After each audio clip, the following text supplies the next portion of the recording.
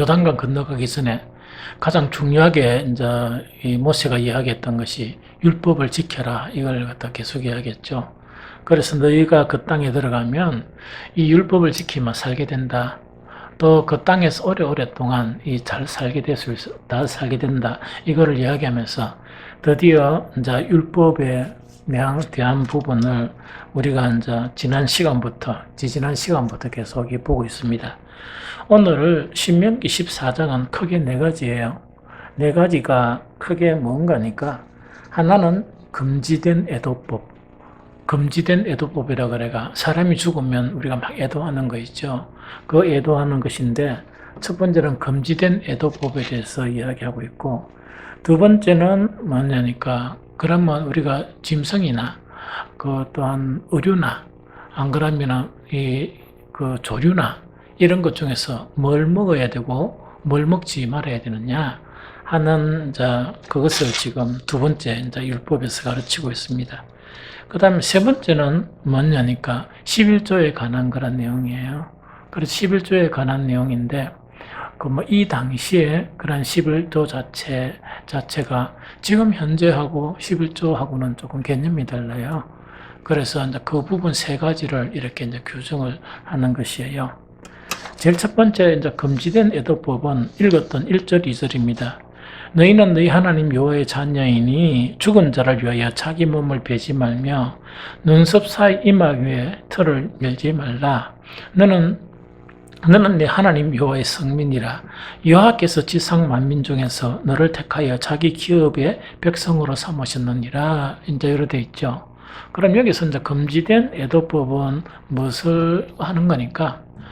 이 모세하고 이제 이스라엘이 이제 가나안을 차지하면서 들어갈 지역경에 그 주변 모든 그런 사회에서 이제 어떤 그런 풍습이 있었는 거니까 사람이 죽잖아요. 사람이 죽으면 막 슬프죠. 그럼 우리도 보면 각 종교마다 애도하는 그런 이 표현이 다 다르죠.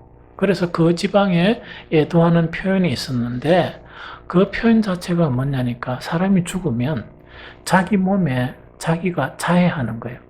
상처를 내는 거예요. 그럼 사람 안 죽도록 해야 되겠죠? 이 상처를 막 내고 뭘 했느냐? 피를 막 흘리는 거죠. 이 피를 막 흘리는 이런 풍습이 있은 것이에요. 그럼 이거는 왜 사람이 이제 죽고 나면 자기 몸에 상처를 내고 이제 피를 막 흘렸나 하니까 이것 자체가 그들이 하기로는 죽은 그 차에 그 영혼을 위로하는 거고, 그 다음에 자기 피에 상처를 내면서 왜 되는 거니까 음부의 그런 신 있죠. 그 신 자체를 달리기 위해서, 쉽게 이야기하면 이 망자를 갖다가 잘 받아갖고 달리기 위해서 자기가 막 피를 내는 그런 풍습이 있었어요. 그러면 이것 자체가 원래 풍습이라는 것은 시대에 따라 변합니까? 안 변합니까? 계속 변합니다. 그래서 여러분들이 성경이나 조심해서 이제 책을 읽어야 될 게 그 어떤 이론적인 그런 책이 있으면 그 하나만 딱 읽으면 큰일 납니다. 왜냐니까 처음에는 나도 옛날에는 그거 하나 딱 있으면 모든 이론이 다 적용되는 줄 알았어요.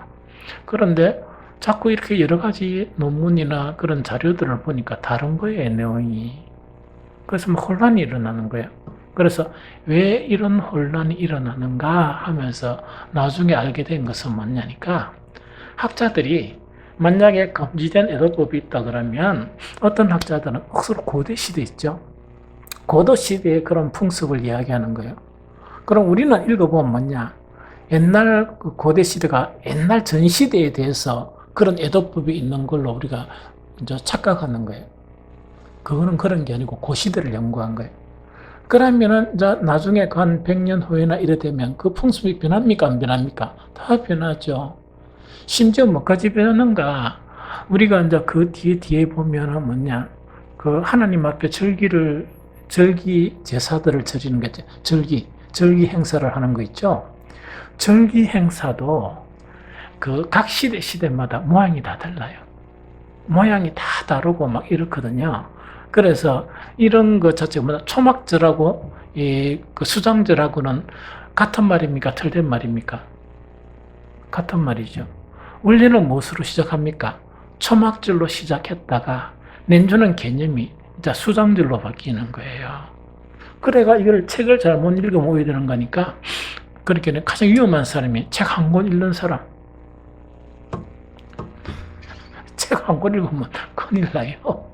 책을 여러 권을 읽어봐야 돼. 그러면 이거는 이제 왜 바뀌는 거니까 시대적 상황에 따라서 막 바뀌는 거야. 무슨 말겠죠? 그래서 우리는 그런 것들을 종합해가 시대의 흐름이 이래다 보니까 이렇게 되었고 오늘날은 이것을 이렇게 하는 것이구나 이렇게 파악해야 실수가 없어. 그래서 좀 성경을 여러분들이 가르치고 싶으면 공부를 많이 해야 돼요. 모르고 어떻게 가르쳐? 그렇죠? 그래서 참 좀 어려운 그런 부분이다 생각이 들어요.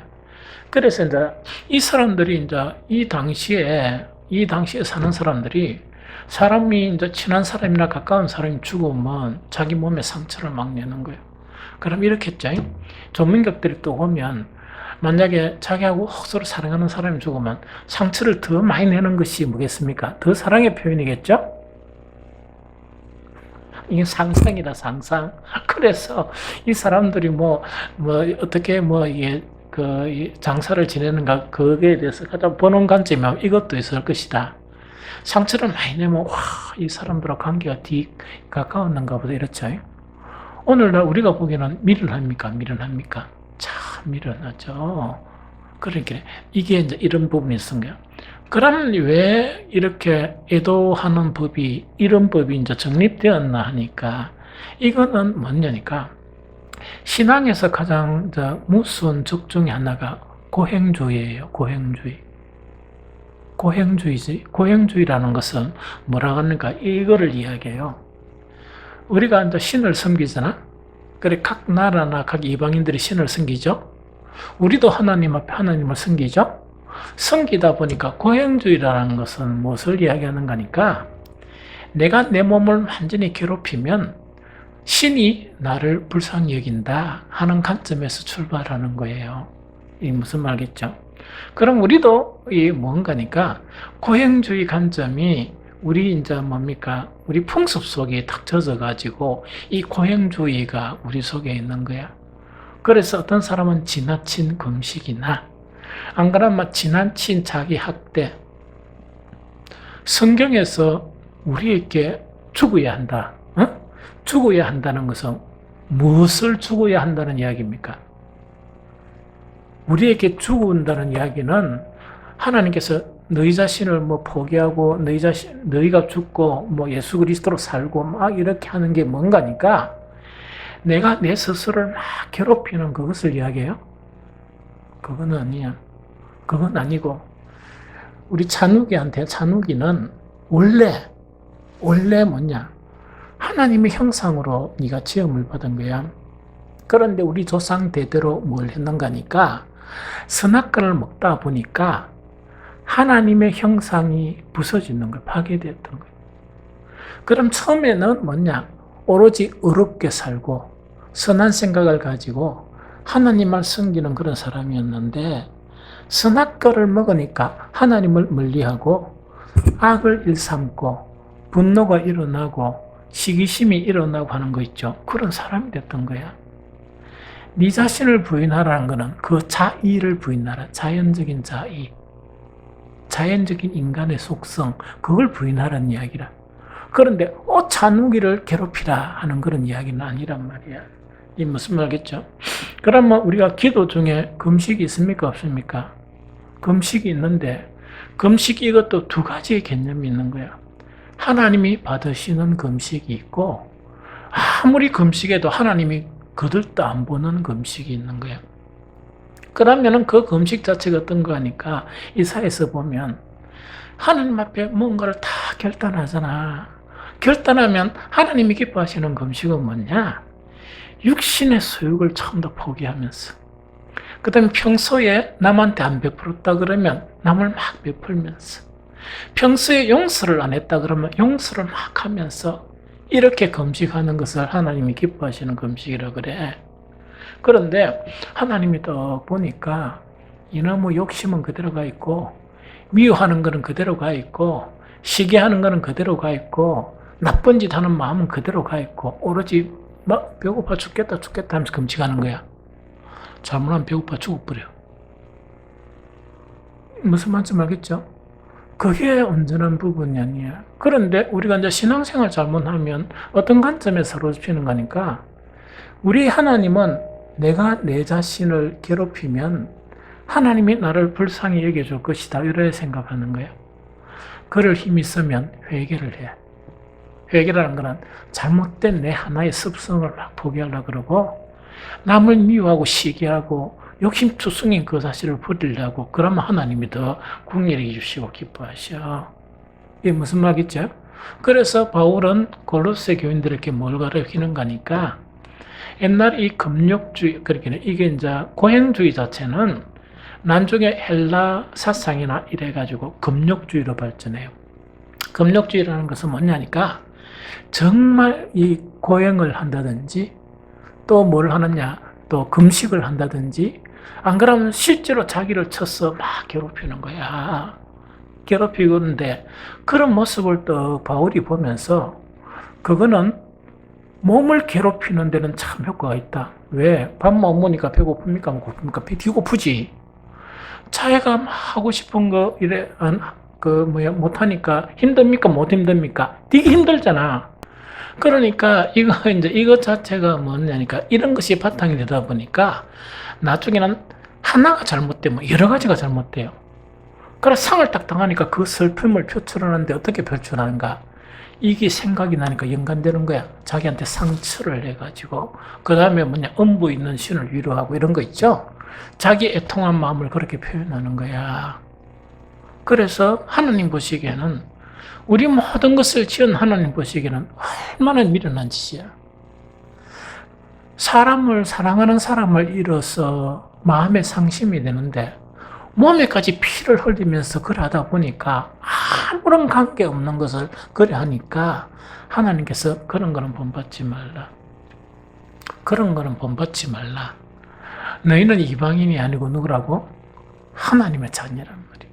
하나님의 사람이기 때문에 그런 건 하지 말라. 이렇게 이제 금지하는 게 좀 이해가 되죠? 그래서 이 신앙생활 하면서 이 금욕주의적인 이런 부분 자체가 지나치면 어떻게 되느냐? 거기에 빠져버리는 거.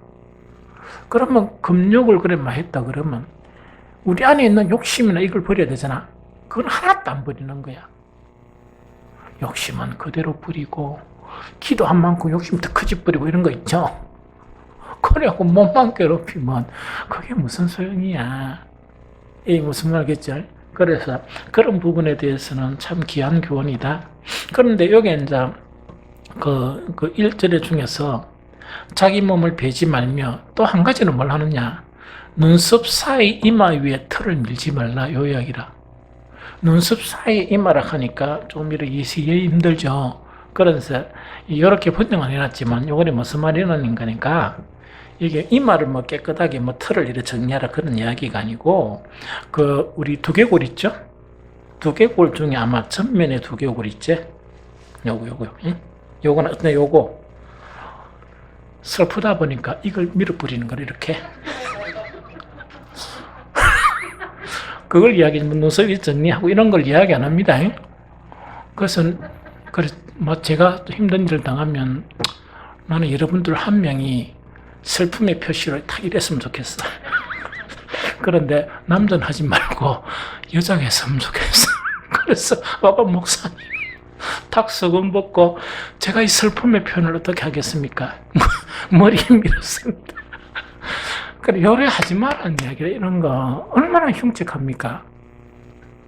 얼마나 흉측해. 이 무슨 말인지 알겠죠? 그러니까 좀 쓸데없는 짓은 하지 말고 또 흉한 짓은 하지 말라는 이야기. 그럼 왜 되는 거니까, 진심이라 진정 자체는 사라지면서 형식적으로 빠지고 이상한 어리석고 미련한 그런 형태. 그럼 누가 서로 기뻐하겠어요? 이 마귀들은 그런 거 보면 너무 재밌어 하겠죠? 너무 재밌어 할 거니까,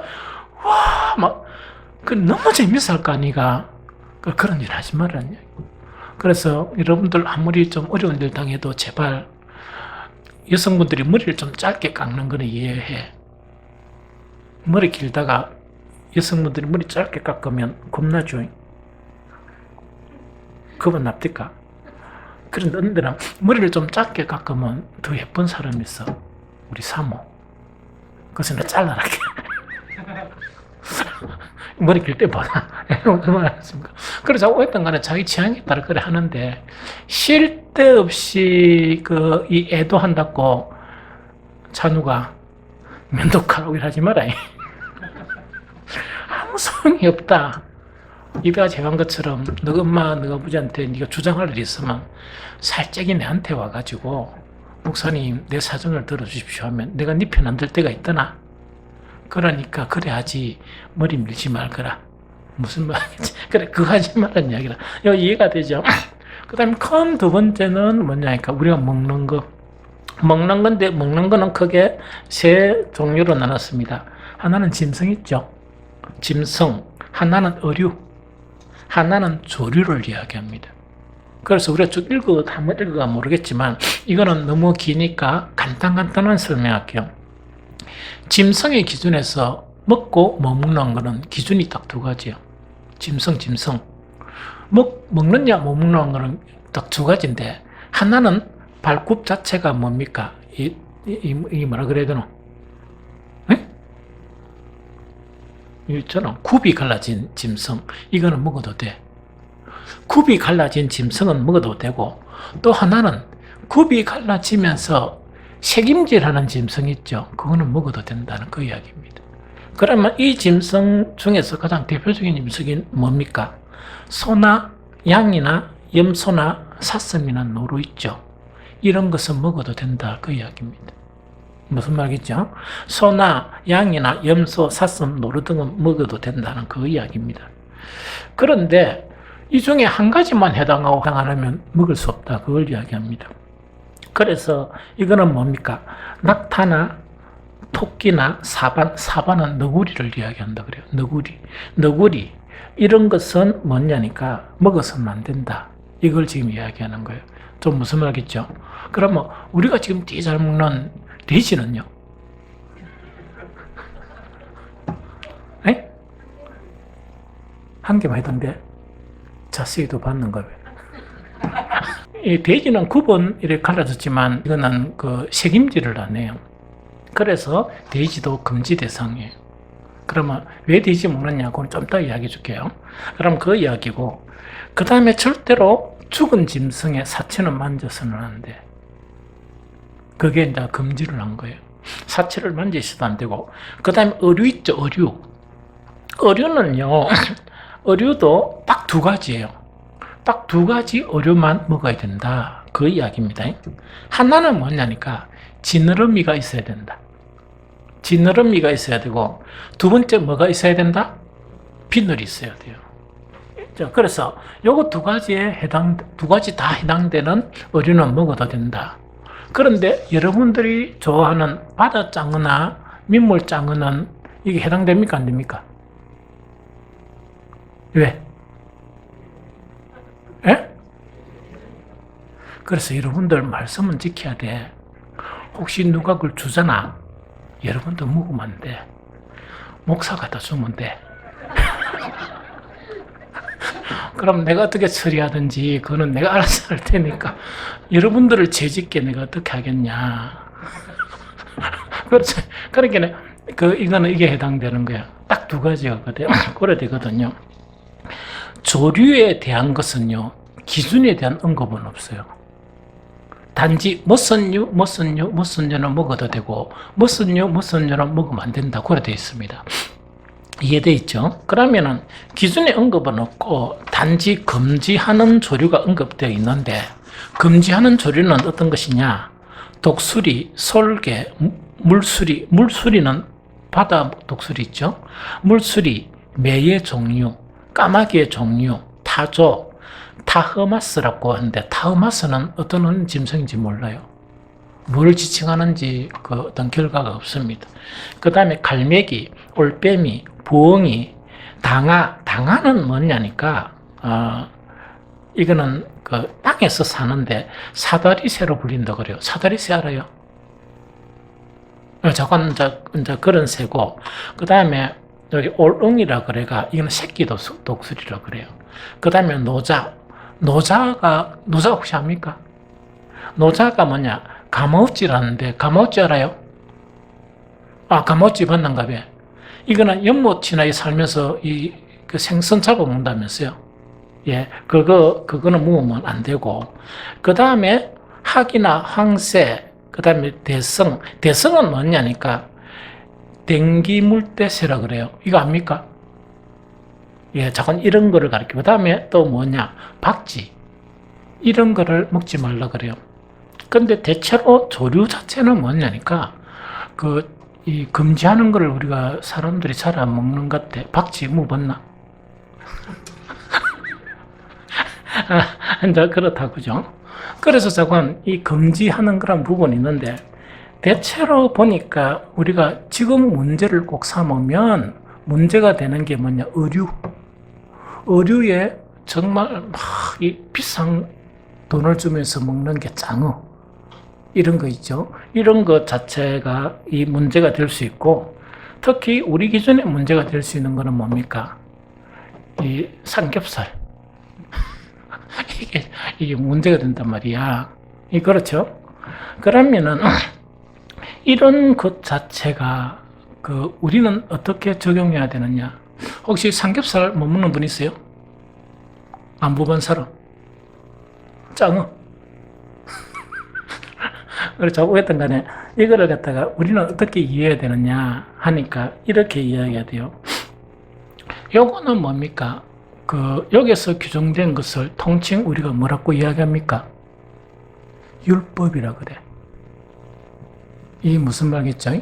율법을 이야기하는데, 신약 시대에 이 율법들에 대한 것은 어떻게 우리가 이해해야 되느냐, 이건 대단히 중요해요. 이걸 모르면 혼란이 일어나는 거야. 특히 뭐냐니까 안식교나 모든 대부분의 우리 한국의 이단들은 율법을 거의 국한에 되어 있어요. 이게 무슨 말이겠죠? 그래서 이거를 왜 그게 국한이 되면서 우리가 너무 자유롭다 보니까 하나하나 따지면서 이게 하지 않느냐, 이거 하지 않느냐 이러다 보니까 누가 막 공격을 하면 이 말도 못하고 그냥 어벙벙 해가지고 가만히 있단 말이야. 그래서 우리는 성경 자체가 구약도 있고 뭐가 있습니까? 신약 성경이 있죠. 이걸 갖다가 잘 이해를 해야 됩니다. 율법 자체는 우리가 어떻게 받아들여야 되느냐? 그 관점 자체는 딱 한 가지로만 받아들이면 안 돼요. 제일 첫 번째, 이제 어떻게 받아들이는 거니까, 예수 그리스도께서 이 땅에 오신 목적은 여러 가지가 있어요. 그 다음에 시간이 나면 상세하게 이렇게 좀 해줬으면 좋겠는데, 내년에 세미나를 할 수 있으면 참 좋겠는데, 이런 부분을 하면 되는데, 그 중에서 한 가지, 예수님의 오신 목적 중에 한 가지가, 중요한 목적이 뭐를 하러 이 땅에 오셨어요? 율법의 마침. 율법의 마침이 되기 위해서 이 땅에 오셨어요. 그러면 성경 한 읽어보니까 성경 구절을 봐야지. 이거는 봐야지. 로마서 10장 4절을 읽어봅니다. 로마서 10장 4절.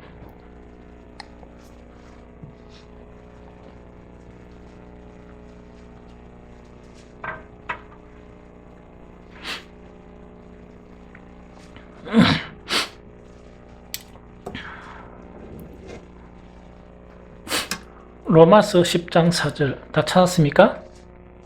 다 찾았죠? 그럼 함께 읽습니다. 시작! 그리스도는 모든 믿는 자에게 의를 이루기 위하여 율법의 마침이 되시니라. 돼 있죠? 그러면은 이거 이제 요 이야기라. 그럼 여기 이제 무엇을 이야기하는 거니까 자 봅니다. 성경 한 구절만 더 찾아봅니다. 로마서 8장 4절, 그 앞에 로마서 8장 4절을 읽어봅니다. 로마서 8장 4절. 어떻게 마침이 됐는가? 그 이야기다, 그죠? 로마서 8장 4절. 자, 읽어봅니다. 시작. 육신을 따르지 않고 그 영을 따라 행하는 우리에게 율법의 요구가 이루어지게 하려 하심이라. 한 번 더 시작. 육신을 따르지 않고 그 영을 따라 행하는 우리에게 율법의 요구가 이루어지게 하려 하심이라. 이렇게 되어 있죠. 이 두 가지 말씀과 내가 설명해 줄게요. 자, 봅니다. 하나님의 입에서 나오는 말씀은 반드시 그대로 됩니까? 됐다가 안 됐다 이랍니까? 반드시 그대로 돼요. 하나님 입에서 나온 말씀은 반드시 효력을 미쳐요. 반드시 효력을 미쳐. 구약 성경의 입에서 이 선민으로 택한 이스라엘 민족들에게 하신 그 율법은 우리에게도 효력이 미칩니까? 마칩니까? 미쳐야 되죠? 미쳐야 되기 때문에 우리는 뭘 해야 돼? 그 율법대로 살아야 돼. 그 율법을 따라야 돼요. 이해가 됩니까? 그런데 그 율법대로 따르지 아니하면 어떻게 되나? 바로 죽음이고 사망이야. 하나님의 심판을 받게 돼요. 그런데 예수님께서 율법의 마침이 되셨다는 것은 무엇을 이야기하는가? 율법을 안 지키면 다 죽을 수밖에 없는 우리의 그런 죄. 또 율법은 죄 있는 사람에 위해서 율법을 줬습니까? 죄가 하나도 없는 천사들한테 율법을 줍니까? 죄 있는 사람 때문에. 죄 있는 사람 때문에 그 죄 짓지 말라고 이제 율법을 준 거야. 깨끗한 어려운 사람 같으면 율법이 필요 없어요. 맞죠? 그럼 우리는 죄가 있는데 그 율법대로 살아야 돼. 그대로 살 수 있습니까? 못 삽니까? 못 살았죠? 그 대표적인 이 케이스가 유대인들이었어요. 하나님의 이제 그 선민으로서. 그러다 보니까 율법의 그런 요구를 지키지 못하면 우리는 죽어야 돼. 우리 죄 때문에. 왜? 율법은 죄에 대해서 우리에게 가르치니까. 그런데 예수 그리스도께서는 우리의 모든 죄, 율법의 요구 있죠. 요구를 갖다가 왜냐? 십자가를 지심으로써 막을 내려보는 거예요. 막을 내렸어요. 그러면은 이 법이 쉽게 하면 이야기라. 우리가 받아야 될 형벌 자체를 누가 받으셨다? 예수님이 대신 그 형벌을 받았기 때문에 우리는 그 율법에 대해서 벗어났습니까? 그대로 짐을 지고 있습니까? 벗어나 버렸지. 그러면서 예수님은 뭐냐? 옛 계명은 폐하고 무엇을 세우셨어요? 새 언약, 새 계명. 율법은 처음에 유대인들하고 하나님과의 관계성에서 있었던 옛 언약이야. 이게 너무 힘든 거야. 힘들다 보니까 예수 그리스도께서는 우리 죄를 위해서 그 율법의 요구가 죄 지으면 죽는다 하는 것을 십자가의 형벌을 통해서 예수님이 다 이렇게 짊어지시는 거예요. 그러면서 우리는 율법에 대해서는 자유로워졌어요. 자유로워졌지만 예수님은 우리에게 무엇을 주셔서? 새 언약의 말씀, 새 계명을 주시는 거예요. 좀 이해가 됩니까? 그래서 돼지고기 무도 됩니까? 안 됩니까? 그 다음에 아까 장어 생겼다 그래가 가오지 마세요. 드셔. 자유롭게 드시란 말이야. 커피가 되게 먹고 싶은데 주여 나 커피 마시고 싶어요. 일할랍니까? 안 할랍니까? 그 취미생활 같으면 해. 그게 취미 같으면 하란 말이지. 그러나 그렇게 안 하면은 할 필요가 없어요. 이해가 됩니까? 그런데 한 가지 더 이 내용을 알아야 돼. 이걸 알아야 문제가 없어요. 율법의 마침이 되었다는 것은 율법의 폐지를 이야기하지 않아요. 율법의 폐지를 이야기하는 건 아니야. 이 대단히 중요한 겁니다. 그러면은 이거는 무슨 이야기인가 하니까 마태복음 5장 17절을 봅니다. 마태복음 5장 17절.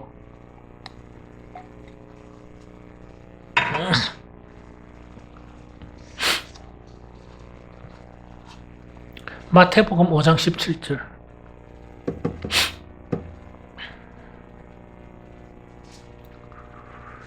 다 찾았습니까? 다 같이 한 목소리를 씁니다. 시작. 내가 율법이나 선지자를 폐하러 온 줄로 생각하지 말라.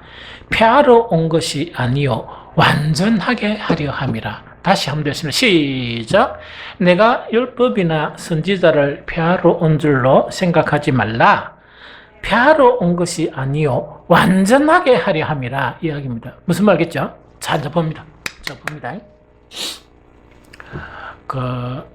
예수님은 우리에게 뭘 주셨어? 새 언약, 새 계명을 주셨단 말이에요. 새 계명의 주제가 뭡니까?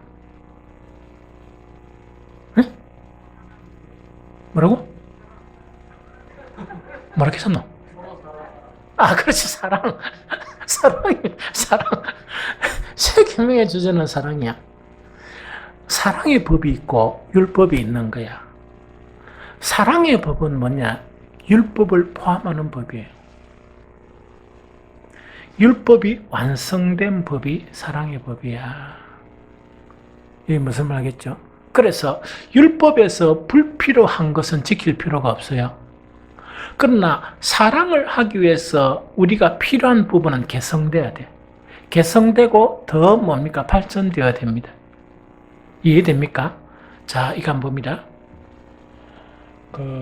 안식일을 지킨다 이래가지고, 원래 안식일은 토요일을 안식일이라 그래.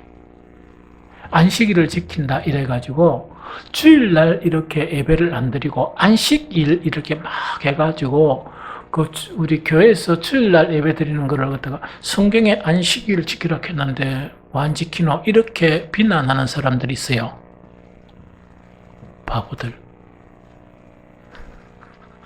바보들이야. 그러면 그래 비난하면 안 되고, 구약의 안식일을 지키려고 그러면 의대해야 돼. 토요일날 돼지도 잡으면 안 되고, 숫소, 암소, 응? 염소 교회 잡아야 돼. 그걸 하면서 해야지. 그거를 해야지. 왜? 그것도 그랬잖아? 그렇죠. 왜? 안식일에 가장 주제가 되는 것은 제사야. 그럼 제사를 안 드리면서 날짜만 가지고 그래. 웃기지? 그러면 안식일이 왜 주일로 바뀌고 제사가 폐지되느냐, 이거 설명할게요. 옛날 같으면 우리가 율법 안에 있었으면 막 주일마다 머리 아파 죽어. 왜 머리 아픈 거? 우리 장로님들은 그 앞에 서가지고 막 억수로 힘들어. 그 다음에 내 혼자 절대로 안 되고 여러 사람들이 도와줘야 돼. 해가지고 이것만 있으면 안 되고 마당이 있어야 돼요. 물구멍도 있어야 되고, 그 다음에 짐승 잡는 도살장도 있어야 돼. 그거 잡는다고 막 온통 애를 다 써야 돼. 왜 없어졌느냐? 그거는 제사의식이라. 예수님은 한 영원한 제사를 자기 자신이 제물이 되어서 십자가에 달리신 거예요. 그러다 보니까 반복되는 그 짐승을 잡는 제사가 필요합니까? 안 합니까? 필요 없죠. 그래서 제사 안 드리는 거예요. 안식일의 개념은 어떤 개념이냐? 이야기입니다. 예수님도 안식일을 지켜서, 그런데 예수님께서 이 십자가에 달리시고 부활하신 날이 뭐라고? 주일이야. 그 사도들이 뭐냐니까, 우리가 토요일 날 말고 가장 큰 날, 예수님이 부활하신 날을 안식일의 개념으로 예배를 드리는 거예요. 그런데 안식일의 제사 형태는 없어지고 어떤 형태가 됩니까? 찬양과 기도와 예배의 형태가 되는 거예요. 좀 이해가 되죠? 그래서 이제 개성이 된 것이 어떤 거라고? 주일 예배의 개성이 되었어. 그러면 율법의 완성, 율법을 더 온전케 한다는 것은 뭐냐? 율법에서 안식일을 거룩하게 섬긴다는 거 있죠? 그 정신은 없어지지 않고 주일날도 개성되어서 더 주님 앞에 이렇게 예배를 드리는 그런 형태가 된 거예요. 이제 다 이해가 됐습니까? 이해가 됐죠. 그래서 우리는 뭘 먹을 수 있다? 삼겹살 먹을 수 있고, 돈이 좀 있으면 또 뭘 먹을 수 있다? 장어도 먹을 수 있고 다 먹을 수 있단 말이에요. 이해됩니까? 그 못 먹어 자꾸 이야기 막 이러고 하지 말고 뭐 돈 좀 있으면 먹어도 되고 안 먹어도 되잖아. 그런데 음식법에 대해서 연구를 한 자료들이 있어요. 이 성경학자들이 자료가 있는데 그 자료가 보면 참 타당한 자료야. 그 당시에 사람들은 엇술이 발달되었습니까? 발달 안 되었습니까? 그 당시에 사람들은 콜레스테롤이 있는지 없는지 알았습니까? 몰랐습니까? 볼 게 없어서 힘들었지. 어이? 그 당시에 사람들은 비대한 사람이 있었을게요? 그거는 모르지. 많이 먹는 사람들이 있겠지. 그래서 그거 가지고 골치 아픈, 또 그 당시에는 병원이 활성화됐습니까? 안 됐죠. 그 어떤 학자들이 보니까 금지한 음식 자체는 그것을 이렇게 먹을 경우에 또 많이 섭취할 경우에 어떤 면이 있는가? 우리 건강 자체에 상당히 안 좋은 영향을 미치는 거예요. 그런데 그 연구 자료를 왜 소개하는 거니까 다른 자료도 많지만 뭐 필요 없는 건 필요 없고 그 부분은 상당히 타당해요. 옛날에는 엇술이 발달하지 못했거든. 그래서 우리를 사랑하시는 그 사랑 때문에 음식을 먹는 것도 이렇게 가려 먹게 이렇게 하셨다 하는 그 이야기입니다. 그 다음에 한 가지 더 여러분들이 알아야 되는 게 뭐냐? 삼겹살과 장어를 왜 먹을 수 있느냐? 신약 성경에 음식에 관한 법이 있습니다.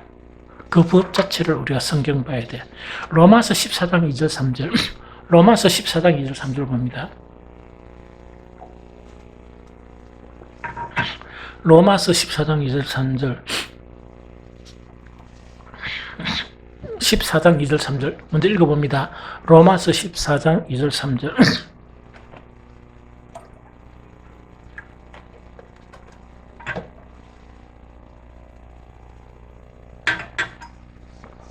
함께 읽어봅니다. 시작.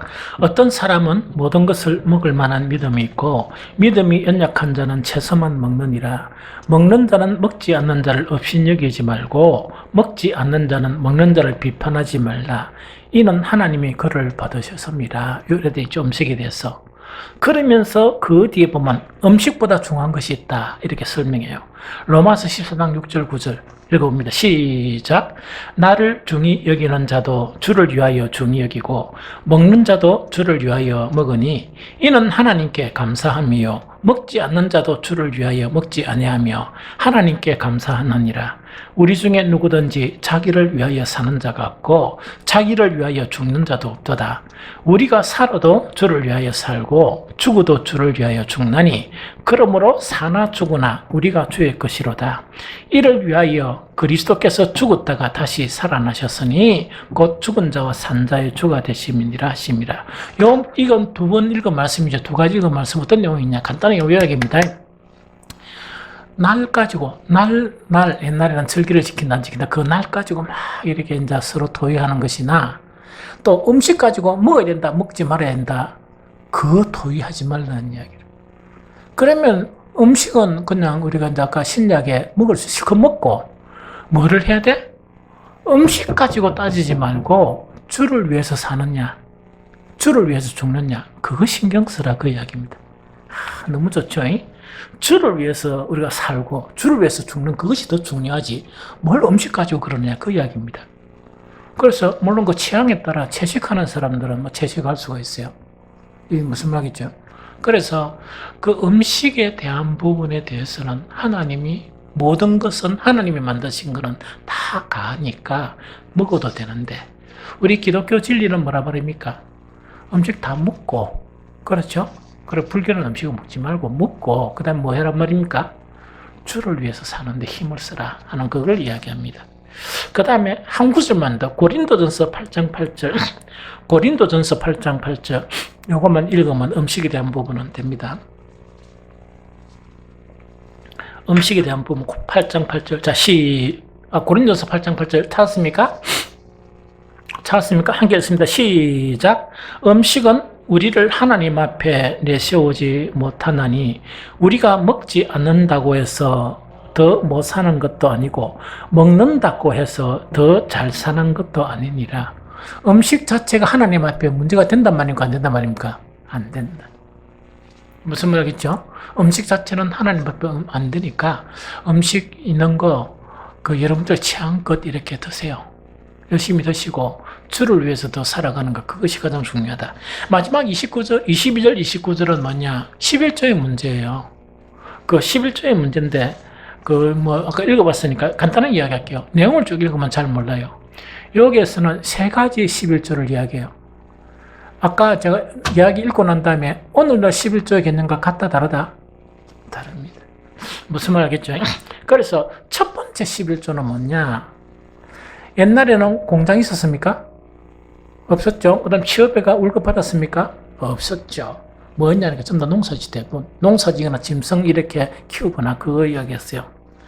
그러면 첫째 11조는 뭐냐니까 한 해의 추수가 끝나면 소산의 11조를 드리는 거예요. 소산의 11조를 드리는 건데 지정한 장소까지 그걸 갖다 들고 올라가는 게 힘들죠. 그럴 경우에는 돈을 바꿔서 들고 와도 돼요. 그래서 거기 또 드릴 것을 짐승을 사도 되고 이렇다고. 무슨 말 알겠죠?